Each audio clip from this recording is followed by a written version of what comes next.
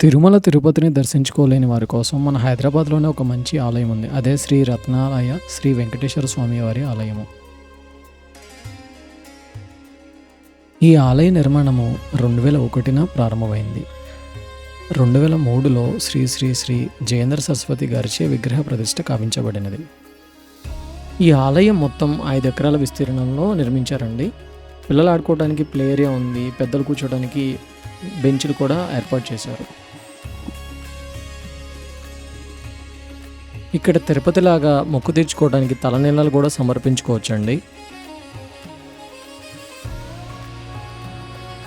ఆలయ ముఖద్వారంలోకి వెళ్ళగానే ఈ ఆలయ ధర్మకర్తలు, వారి సమాచారము, అసలు ఆలయం ఎలా కనుగొనబడింది, ఎవరు నిర్మించారు, ఆలయ సమయాలు, ఈ రత్నాలయ శ్రీ వెంకటేశ్వర స్వామి చారిటబుల్ ట్రస్టు అన్ని సమాచారాలు ఇక్కడ ఉంటాయండి.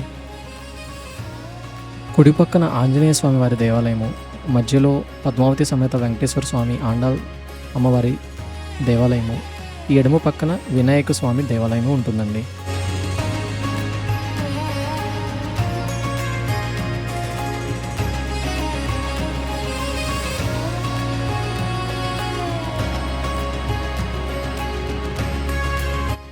చూశారు కదండి, పైనుంచి చూస్తే ఈ ఆలయం ఎంత అద్భుతంగా ఉందో.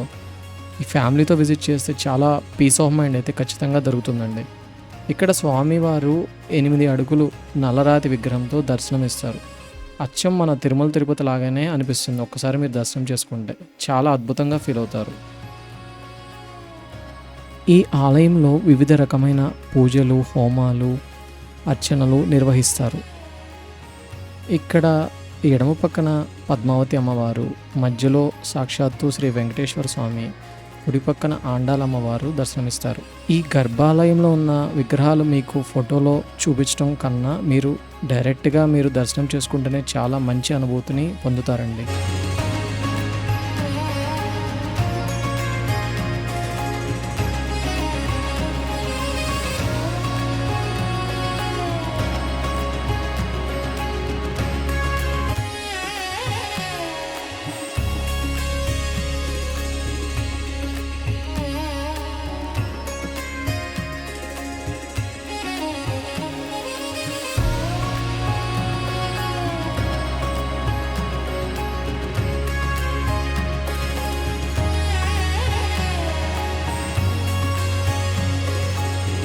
శ్రీకృష్ణుడు కలియ సర్పం మీద నృత్యమాడుతున్నట్టుగా నిర్మించిన ఈ ఆకృతి చాలా బాగుంటుందండి.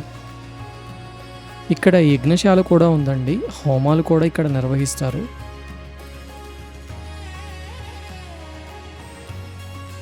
శేషతల్ప వాహనం మీద మహావిష్ణువు సతీ సమేతంగా ఉండటం చాలా బాగుంటుందండి. ఈ ఆలయం యొక్క ముఖ్య అట్రాక్షన్ అని కూడా చెప్పుకోవచ్చు. చాలా బాగుంటుంది ఫౌంటైన్స్తో. పిల్లలు కూడా చాలా బాగా ఎంజాయ్ చేస్తారు. ఈ ఆలయం బయటన శంకు చక్రం నామంతో చూసారా ఎంత బాగా ఈ ఆకృతిని నిర్మించారో. చూడటానికి చాలా బాగుంటుందండి. మా ఈ ప్రయత్నం మీకు నచ్చినట్టయితే please like, share and subscribe అండి. మీ సపోర్ట్ మాకు చాలా మోటివేషన్ ఇస్తుంది. Thank you.